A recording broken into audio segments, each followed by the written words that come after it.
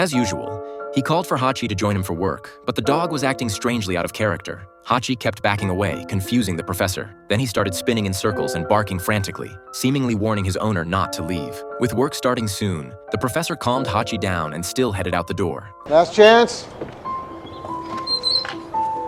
Bye.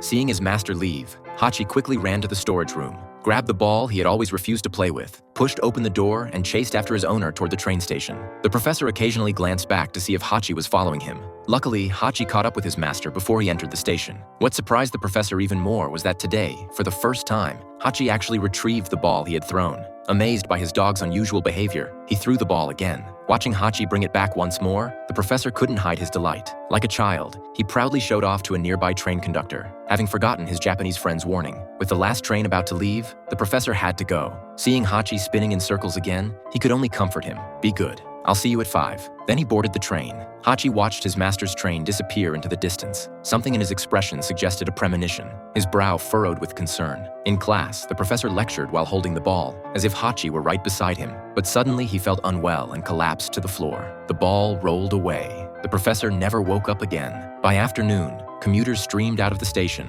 but his master was nowhere to be seen. Until sunset, when the station had emptied, there was no sign of the professor. This was the first time Hachi hadn't met his master. His eyes filled with confusion, yet he still didn't know what had happened. He waited until late into the night until his master's son-in-law drove to the station to take him home. That night, Hachi peered through a crack in the wall and saw the house filled with sorrow. The quiet sobbing inside suggested something terrible had happened. The clever Hachi surely sensed it. The next day, family members held a funeral for the professor. Friends and relatives gathered to remember their loved one. Only Hachi wasn't there. He had gone to the station before 5 o'clock as usual, sitting on the planter directly facing the exit, waiting for his master to return from work. He couldn't understand the expressions of the passers-by. He carefully studied the face of everyone exiting the station, but the professor never appeared again. Even after the last train had left the platform late at night, Hachi remained waiting on the planter. The train conductor, seeing this, felt heartbroken.